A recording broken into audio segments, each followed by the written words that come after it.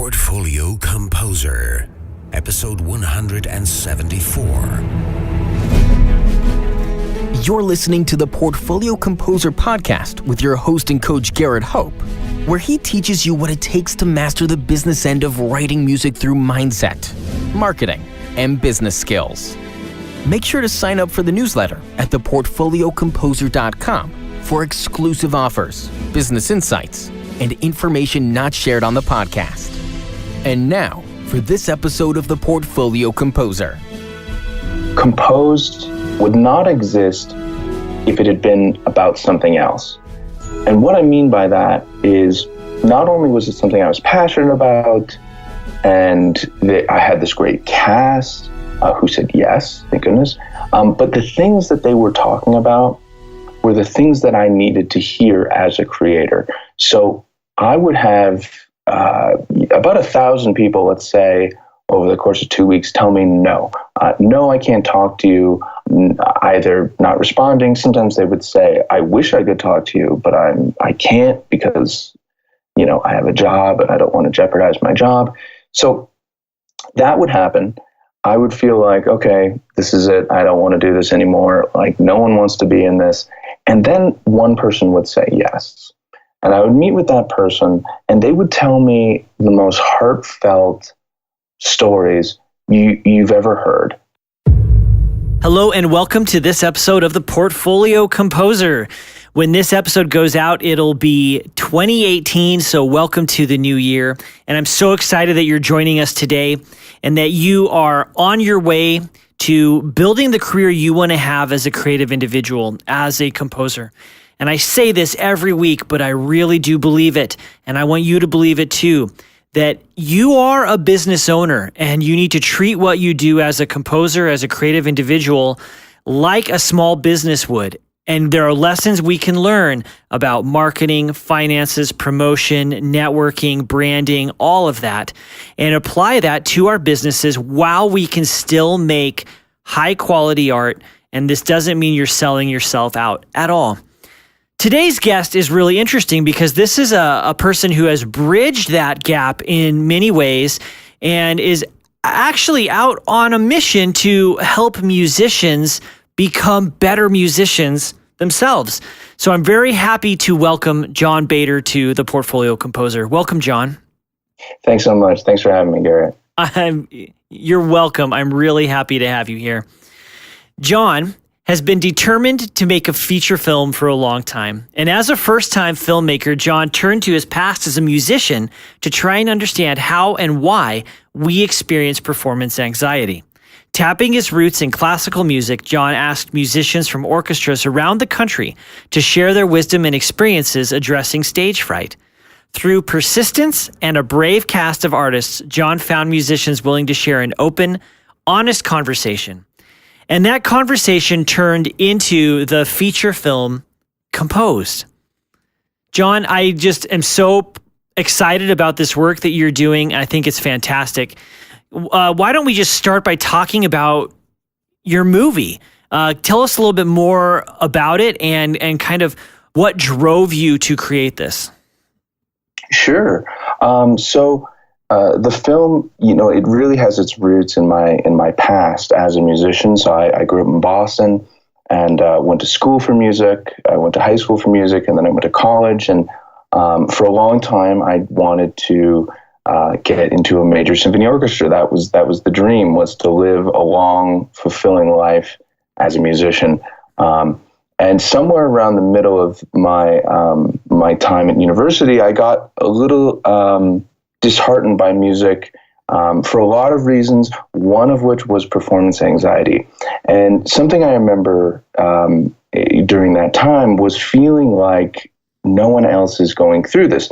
I look at other musicians, friends, colleagues who were doing really well, even having success at auditions.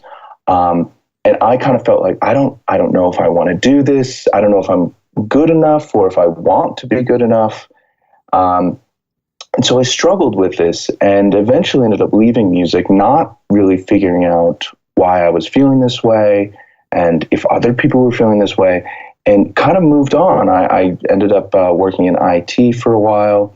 But about 3 years ago, had this opportunity, which I always say the greatest resource we had for this film was time. So I was afforded a big chunk of time and wanted to do something about this experience I had had. Conversations with friends, musicians, everyone said the same thing. Why hasn't someone talked about this before? Why isn't there a film about this? You should definitely make one. So it was lucky that I still had those connections to kind of get that feedback.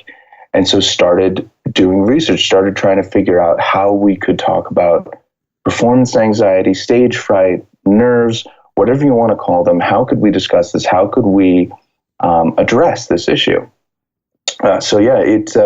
It took 2 years to make, and we interviewed over 60 musicians in orchestras all over the country, as well as in the UK, and asked them these kind of questions. Do you get nervous? What do you do if you get nervous? And what can we do as individuals and as a community to address this issue? And I'm just glad that people said yes, and people wanted to have the conversation. Yeah. But one of the things that comes up is the idea that professional musicians don't talk about this. Like it's kind of a secret we like to keep hidden away. And if you're a real musician, you don't have stage fright. Is that one of the common myths you encountered? Absolutely. It's funny how once you start asking people just simply, do you get nervous? You suddenly realize that it's a pretty universal experience. And even saying it out loud, you can go, oh yeah, everyone has felt that. But really the degree to which we've shared symptoms, whether it be mental, physical, or behavioral, it's amazing how much of that is across kind of the musician / performer world. We're doing something we care about and then presenting it for judgment, whether that be from ourselves or from other people.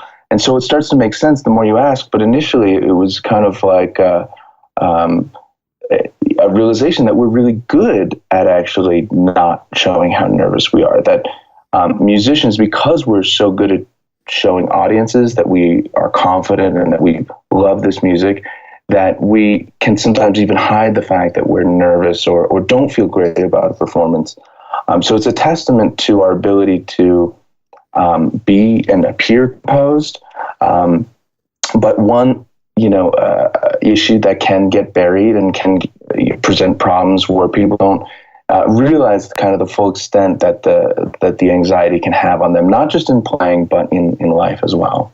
What has been one of the most surprising lessons you learned about stage fright and stage anxiety during this process? There's been a lot of things, and immediately it was just this experience of I'm not alone.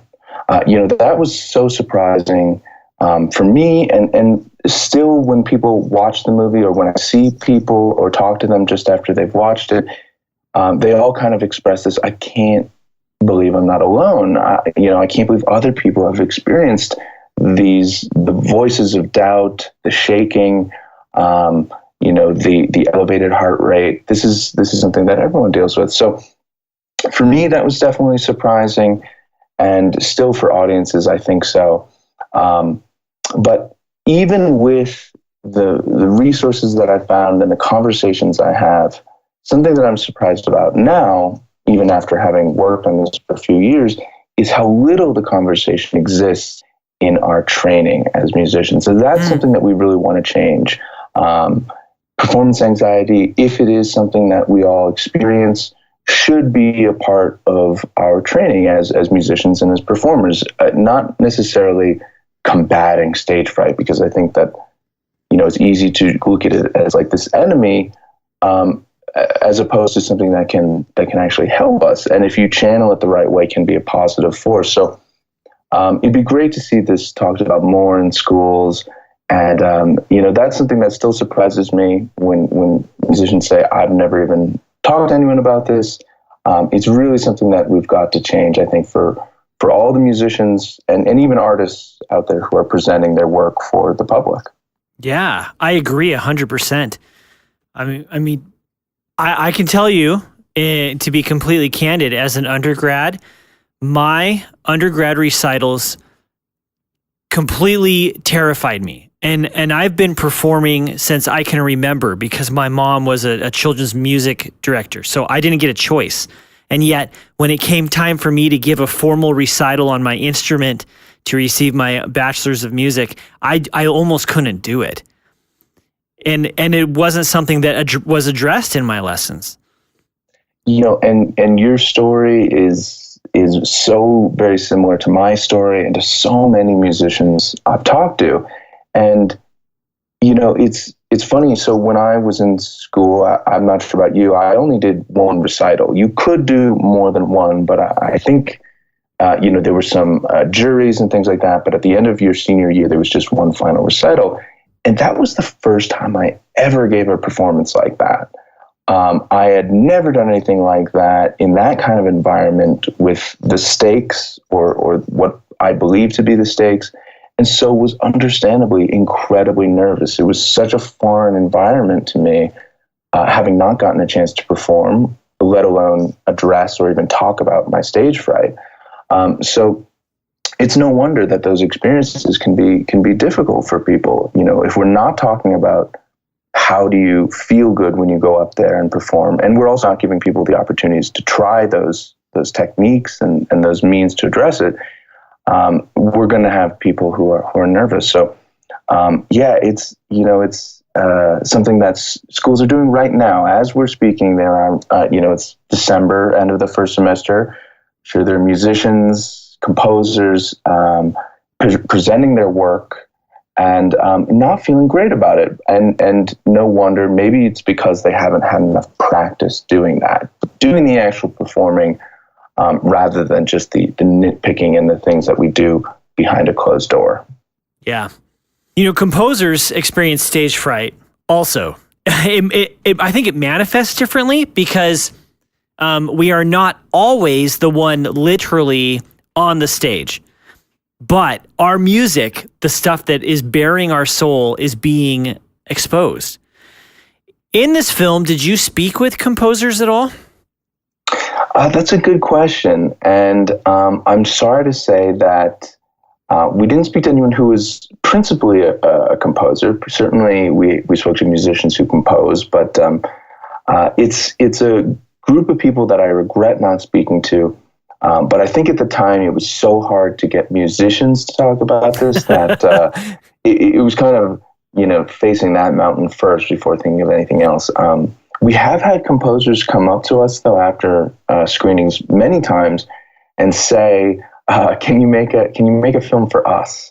Can you make a film that just talks about this aspect? Because I do think you're right. I think there's similarities, but enough nuance, being kind of the in-between performer, creator, kind of, having your work displayed not only through other people, but their thoughts and interpretations on that work. There's lots of elements that I'm sure would be interesting to explore that musicians themselves don't maybe realize composers are facing. Yeah. I would love to see that film. Actually, John, I think it'd be great. And I was chuckling a little bit there when you said you were having a hard enough time getting musicians to be candid. I speak with composers every week for this podcast, and I can tell you from firsthand experience, it can be very challenging to get composers to speak about their business and their art and their process. And we are a member of the musician class. So I completely understand that kind of thing. So where can we go to watch the film? How can we participate in it? So right now the film is online. It just became available. If you go to vimeo.com/ondemand/composed, you can find that's the direct link, or you can go to composeddocumentary.com, and we have ways that you can watch online. You can send a link to your librarian and get a copy of the film purchased for your school's library or your public library. And we even have now a way that if you're a student or if you work at a school, you can request to have a link of Composed actually on your school's website, free for anyone at that school or part of that library to watch at their convenience. So there's a lot of different ways. And basically our goal is to get this into the hands of students, musicians, music teachers, anyone who is interacting with performers or who are performers themselves. And, we love that we've been able to explore and talk with musicians in the music community. But we've had people who are composers or writers or actors or even lawyers and surgeons come up and say, I'm not a musician, but there are moments in my life where I feel like everything is on the line, and I know that it's not, but it feels like I'm going to be judged, and it feels like maybe I've not prepared, or I've prepared too much, or there's some sort of variable that makes people feel nervous, feel adrenaline. And so hopefully people will be able to watch this and take something away from it who aren't musicians. But if we can change the conversation in the music world and get this conversation to be part of what it means to be an artist, man, I would feel it would be incredible. That would be, that's kind of the dream for us. At first, it was, let's just see if we can make a film. And then it was, let's see if we can make a good film. So we've kept pushing it. And I think at this stage now, we're hopeful that musicians just won't have to go through this the way that they have been. And that this is kind of the start of a change in conversation and a change of how we address performance anxiety. Yeah, there's no reason for this to continue. Absolutely not. Yeah. I'm curious about something you just said about, and this reminds me of something you said at the beginning of our conversation, actually, how this was years in the making. I know as a content creator, as a creative individual who writes music, there's often this slog in the middle of all of our projects, or even just in our careers, that feels like a slump. Seth Godin calls this the dip. How did you push through that? And how did you, well, actually, let me change the question. Did you ever want to just throw in the towel and quit? And why didn't you? I hope that people are honest about this, because I'd love to hear or talk to the person who doesn't experience those slumps. Because boy, I had some very dark days, and it's all within the context of what you're working on. And now I look back and go, oh man, I was being a baby, or I was just in a bad mood because of a few bad things. But at the time, there were moments where I said, this is it. That's it. The film is done. I'm not doing this. It's not going to happen. I don't want it to happen. I don't want to work on this anymore.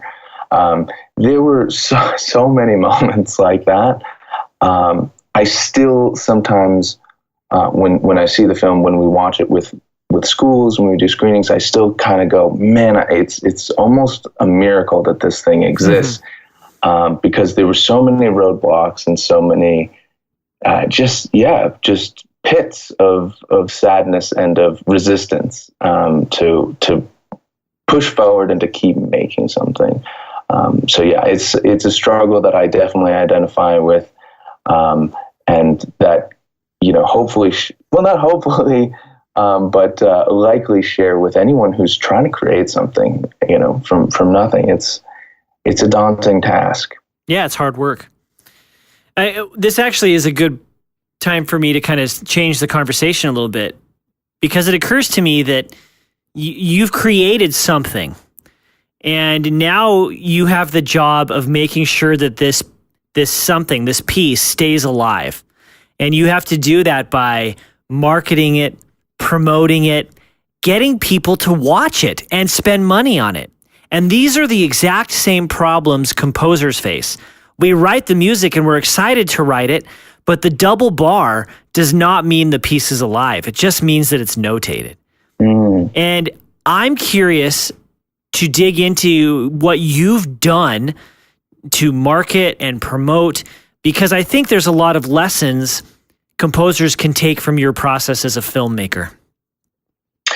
This is a great question, and something I've written a little bit about and talked about and definitely thought about.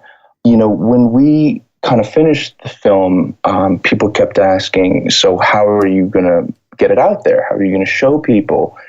And I honestly hadn't really thought about that. I had thought so much about just making it that all of a sudden there was this, well, how are we going to sell it? And what's so difficult for the people creating art, whether it be music or movies or visual art or anything artistic, is sometimes the selling part feels unnatural. Sometimes it can feel a little bit uncomfortable, not only because this is our work, so we have to talk about it in a positive way, when maybe we're experiencing doubt about our own kind of worth or work. But also, we're not trained to do that. We're not trained to sell things.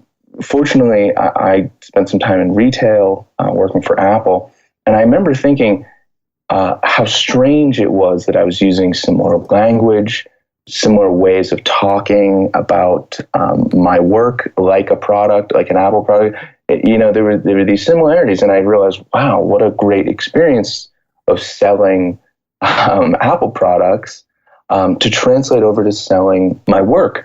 And I'm glad for that training, which so many people don't get. So many artists and creators don't get that experience. But I still struggle with selling it, with the kind of the I don't know how exactly to say it, but there's these moral hurdles, I think, that anyone faces when they are trying to market or advertise. So much of the advertising and marketing that we see, experience, and are conditioned to really speaks to, our fears and doubts and our habits. And so I wanted to present something that I thought was going to help people, but I didn't want to trick them into watching it. And in some ways, I think advertising and marketing can feel a little bit like that. I wanted people to hear about it, say, that sounds like it could be helpful, and then go and watch it. It's still something I struggle with, especially now that we've launched it online, and I'm emailing journalists and music schools and youth orchestras and trying to talk about, why they should spend money on it. And it's difficult. It's really difficult. Yeah. Well, there's this guy teaches marketing at a very top levels. His name's Joe Polish. And he says that marketing is a conversation. And he's right. When marketing is done well, there's not a sell really at the end. Yeah. It's a conversation, and this is where you, who've created this film that could potentially help someone who's battling performance anxiety, this is where you enter a dialogue with them, and then you offer them a way to deal with that. And I think that's what composers can do also. It's like, hey, you want music? I've got music, but it's not like buy my stuff. Yeah, and there's this balance that you have to find, because you want people to buy your work because that's how you survive, but you also want to be believing in what you're selling and trusting that it's going to be a good experience for them. Maybe in your conversation you realize it isn't, but if you have those conversations, I think it's easier to be honest about what you're presenting, how it's going to benefit someone. Versus trying to use wording or phrasing that triggers some sort of emotion in people to react. I think the conversation is how we have to go, and hope that's how it's coming across. I sometimes, it's so strange to have self-doubt and performance anxiety about your film and presenting it, which is about performance anxiety. The irony is not lost on me, for sure. Oh, yeah, that's kind of funny. So I'm curious to know, what are some of the actual things you've done to promote the film? So understanding how tight-knit the classical music community is, we've heavily relied on word of mouth and asking people to share and to talk about their film, our film, or their experience with the film.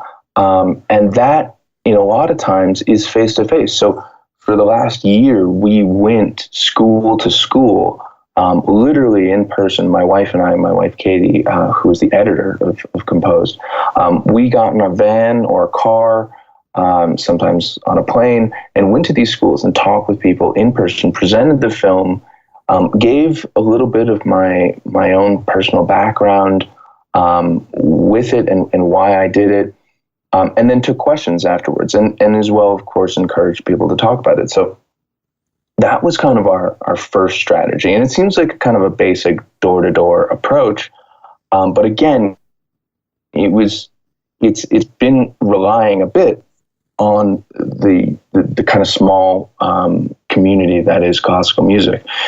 So we did that. We have social media. We have a website.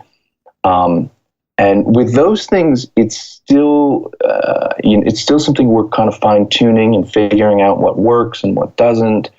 My Google search history includes things like, when to post, what size should your Facebook photos be, what kind, doing subtitles for all the videos, and you just kind of look at what shows up on your feed and try to see and study what works and what doesn't, what feels forced, what feels natural, and do our best to kind of create those posts or those, releases online. And that's in the form of reviews, text, photos, and these little extra videos that we put out. We had all this extra footage from the documentary, so I've put out several short mini documentaries about the things that we didn't have time for. So we're using that with our web presence to try to continue the conversation, as well as direct people to the website. But still, I'm hopeful that word is spreading about Composed. I don't know, it's hard to tell, but certainly people are purchasing it online all over the world. So I have to think that people are talking about it. But yeah, sometimes you wish there was a better way of tracking that besides social media, like what people are actually saying to one another. Yeah, you can't really control that. But I know that people are talking about it because I see people talking about it on Facebook. And you and I have met and had coffee, and I'm talking about it here at the university where I am. And I see that other people who've been on the podcast are speaking about it also. So there is a buzz. That's, that's amazing. And that's the kind of feedback that I have to tell you, and for the people listening, I hope they take stock in things like that, because I think things like that have a longer lasting impression than how many likes you have on a Facebook post. Yeah. Or an Instagram post or something like that. I think those things come and go very easily, but there are phrases that people have said, or little pieces of feedback that people have said to me over the past year that I will never forget. And I couldn't tell you, what our most liked, or, what post got the most reactions or things like that. But I can remember the things that people said to me face to face that really meant a lot. I bet you can. Those are those moments that transform us. What, John, are one or two things composers could do right now who are feeling overwhelmed with the process of building their composition business and promoting their work? What are one or two things you could give those people as encouragement or tips to move forward? Oh man, that's, what I would love some tips from you, Garrett, and from your listeners. But I think with the selling part of it, I think it starts with really trusting the work that you're doing, and taking as honest a look as you can. The film addresses a lot of this, but it's so easy for us to get down about our work. But the second that we start believing in it, start trusting our instincts more, and really become our own fans, the selling part becomes so much easier, and doesn't feel phony, and you get to have those conversations that aren't like the, hey, buy this, oh no, you don't want it, okay. They're real conversations where sometimes they don't end up in a sale, sometimes they do, but they're conversations, and they're people talking about your work in one way or another. So I think really setting yourself up as best you can, which is unfortunately can be a long process or in-depth process, but of believing in the work that you're making. I think secondly, what's worked well for us and something that I have relied on is setting deadlines. And that's on a very small scale. So doing work intervals where I'll work for short periods of time, take a break, work, take a break, work. And that's, with emailing people and writing press releases, all of those kind of things. But also when we're going to deliver certain, pieces of video that we're working on or content that we're working on, setting kind of these deadlines, not just for actually creating them, like we're talking about, but for when we're going to start promoting them and pushing them, creating a timeline of, okay, we post this on that day, and then we do a follow-up on this day, and really kind of sticking to a schedule, rather than kind of looking at an email inbox that, or a schedule list that kind of has no dates and no kind of organization to it. I think those little things help in big ways in the end. I love that final bit of advice. It's so true, especially the email inbox part. I heard someone describe once that your email inbox is really a place for other people to put their to-do lists, because we're constantly responding to requests for our time, our opinion, or whatever. Yes, and it's so easy to become overwhelmed with that, and also to miss important things. So, organization is a very basic tip, but it does wonders when you're looking at an inbox that has like 100 new emails or sometimes more. Mm-hmm. Is there anything else you'd like to say about the film or about your process in getting the film out into the world that I didn't ask? One thing that occurred to me while we were talking, and I've thought a lot about this, is that composed as the documentary stands now would not exist, I think, if it had been about something else.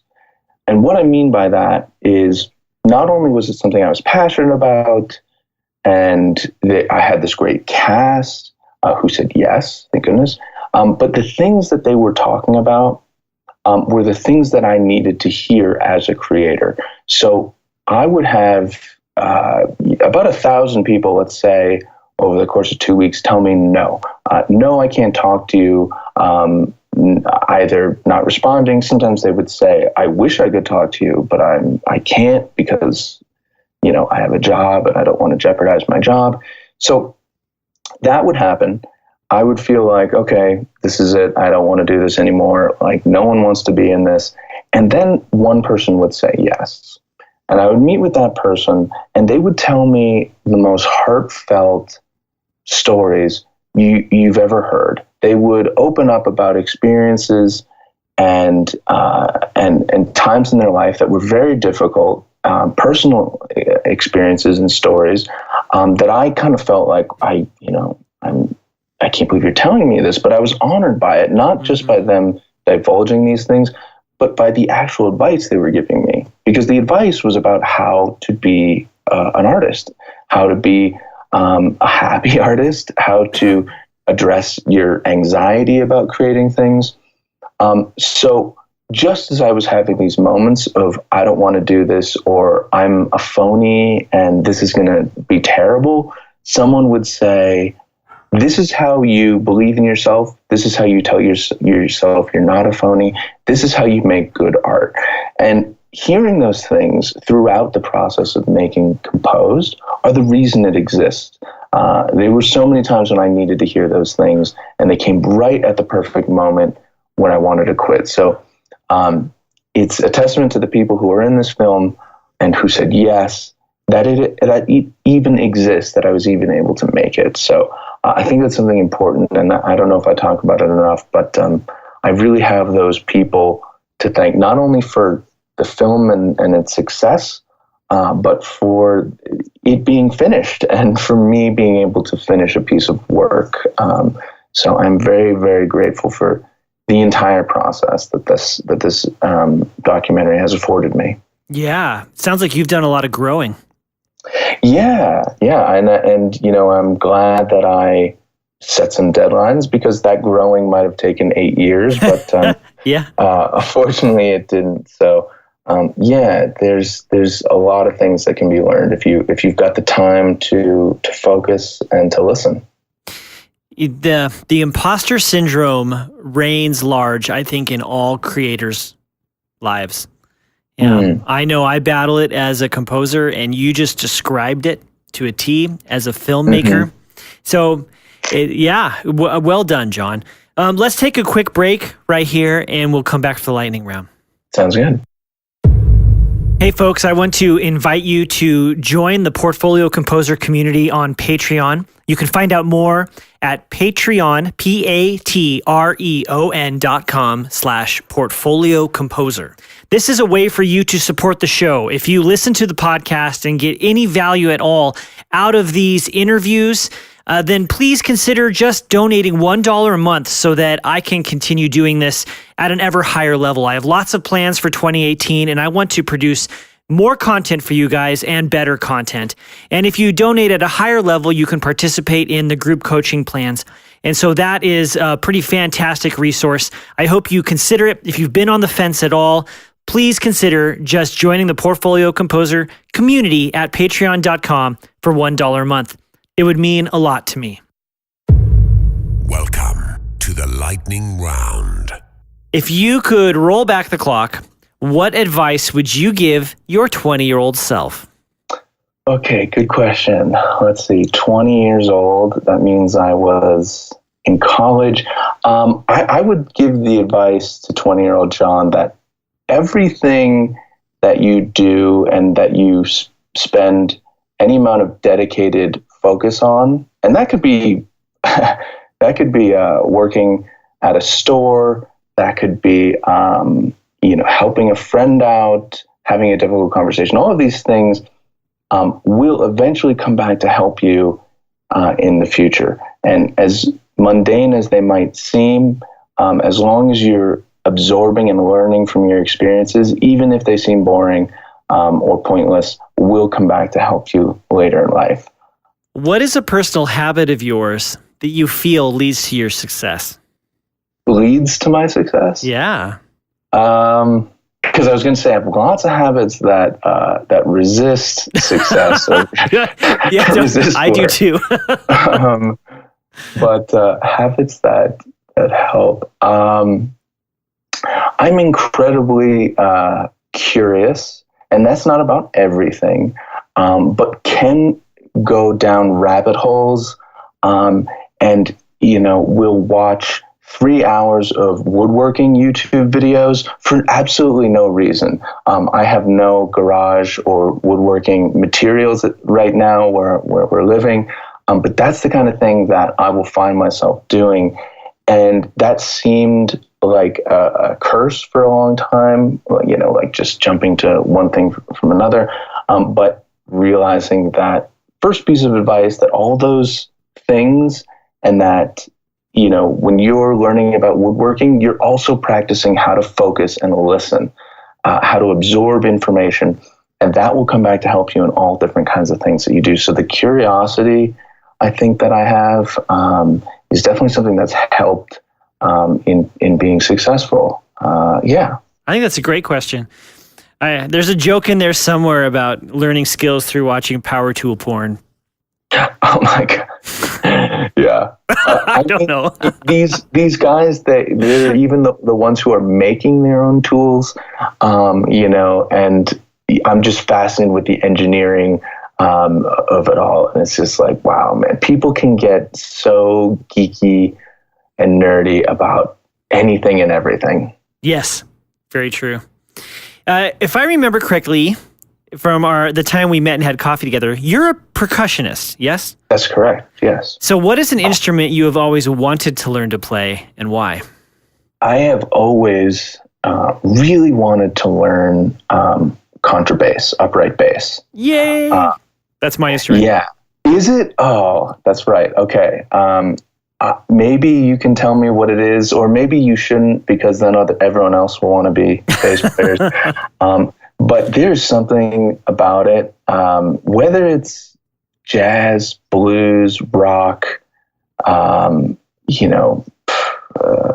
folk music. I just love the sound of a stand-up bass, and both with a bow or doing pits or playing with your hands. But that's something I've always wanted to learn. I looked into renting an upright bass for a long time and had a teacher lined up, and then I moved and haven't really been in one place long enough to justify renting an instrument. But that's something that I feel like the second I have time and am in one place for a while, I'd love to learn the upright bass, or at least take a few lessons. You can't go wrong with the instrument. Trust me.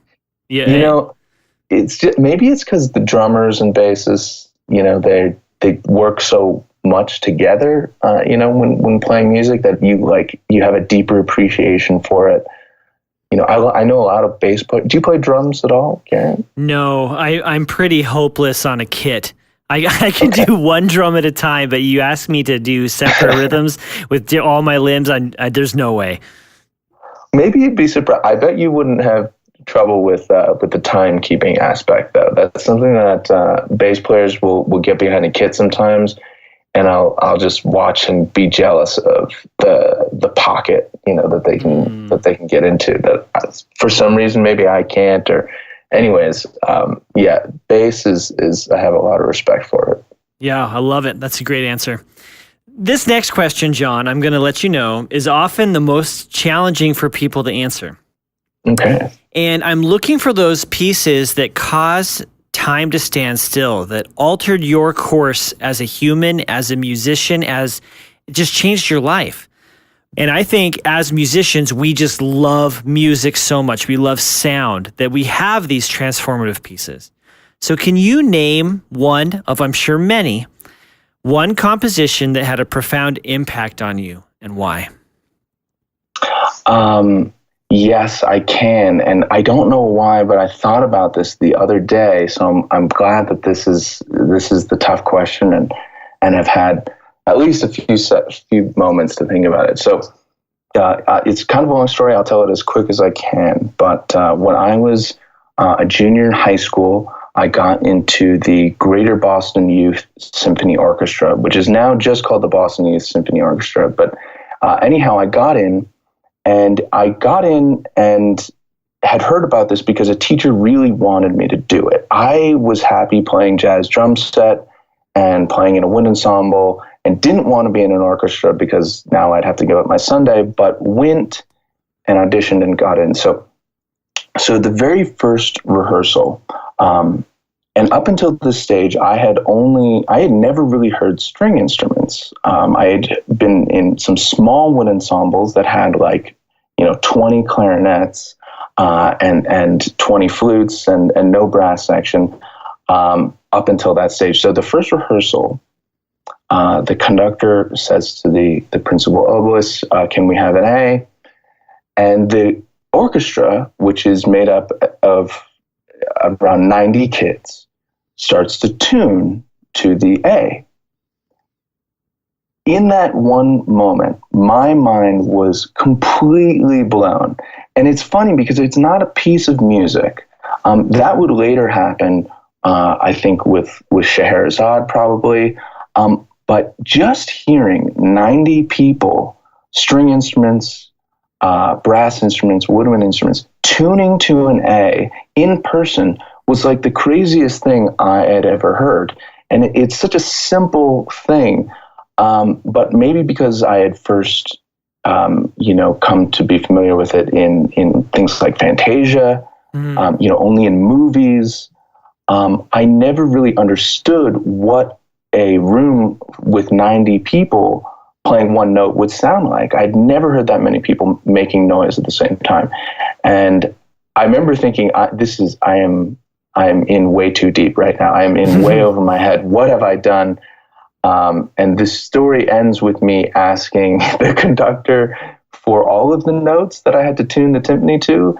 And he was like, no, we only give one A, and you have to find the notes yourself. I remember being very embarrassed, asking for like a C, after everyone else had tuned. Anyways, that moment was profound for me. And, I think led to my appreciation of what 90 people working together, can do and can sound like. It was incredible. What a powerful moment.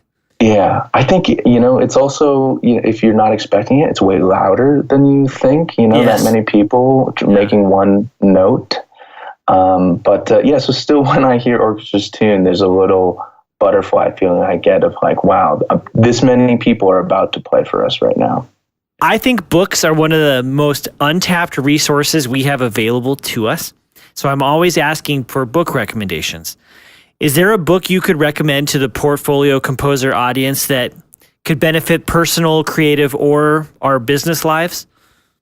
As it pertains to composed and exploring our experience with stage fright, some books that helped me not only in the making of the film and of the content of the film, but as a creator, was a book called The Musician's Way by Joe Klickstein, which hopefully a lot of people have heard of if they haven't already read it.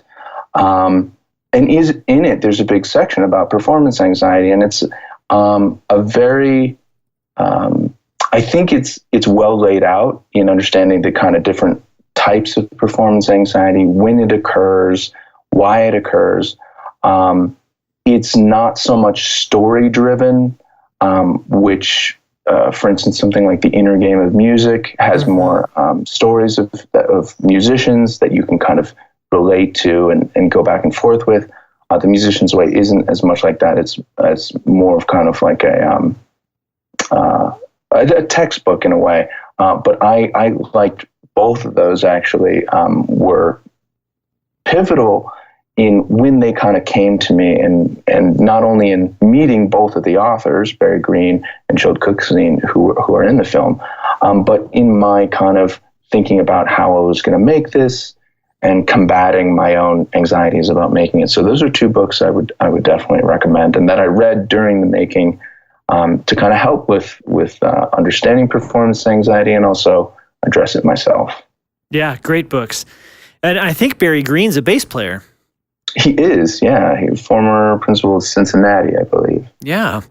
So where can people go to find more about you, and then give us the website again so we can go and watch the movie?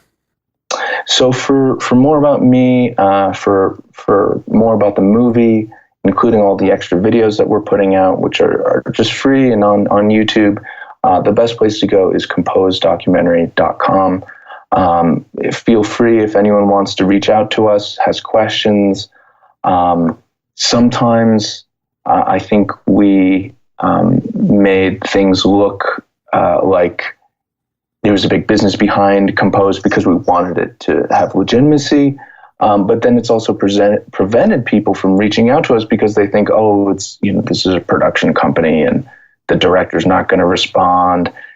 Meanwhile, I'm just, someone sends an email and I'm like, oh, I'm going to get back to this person. So definitely if people want to reach out with questions about the film or about anything, they should definitely reach out to us. Yeah. And if you are a student or an educator or in some way connected with a library or school, you can, like John said earlier, get this film in that school library. Make sure these resources are available to other people, because this is something that needs to change. We don't have to continue this process. I would love, just to go off of what you're saying, I would love it if in the future, if anyone is experiencing it or seeing someone else experience it as a teacher or as a student or as a musician, to be able to say, hey, you know what you're experiencing is totally normal. It's something that all performers go through. And here's a massive list of resources that you can look into to address this. There's films, there's people, there's blogs, there's books, and they're all right here ready for you. So I think that would be amazing if that's what schools ended up being like, and not only presenting those options after someone is experiencing it, but also doing some proactive things to kind of allow people to understand what's happening when they feel adrenaline, so that they're not taken by surprise when it happens. And we just see this as just part of what it means to be a performer, just part of the things that we learn to give peak performances, is how to feel good on stage and how to feel like we're delivering the music that we love. Well said. Thanks, Garrett. John, this has been a really good conversation for me. It gets me even more excited to watch the film, and I'm glad you're doing the work. This is the kind of thing I needed as an undergrad, and I've had to navigate my own way through performance anxiety as an adult. So I'm glad this resource is now available. So thank you for putting it in the world. Thank you for doing your work, and thanks for speaking to me and letting me pick your brain about how you are putting it out there. Absolutely. Thanks for having me, Garrett. This is, the best thing that we can do if we're not given the resources that we need in school, is to share them once we get out, once we kind of discover these things on our own through podcasts and blogs and films. So I appreciate what you're doing and for having me on. So thanks so much.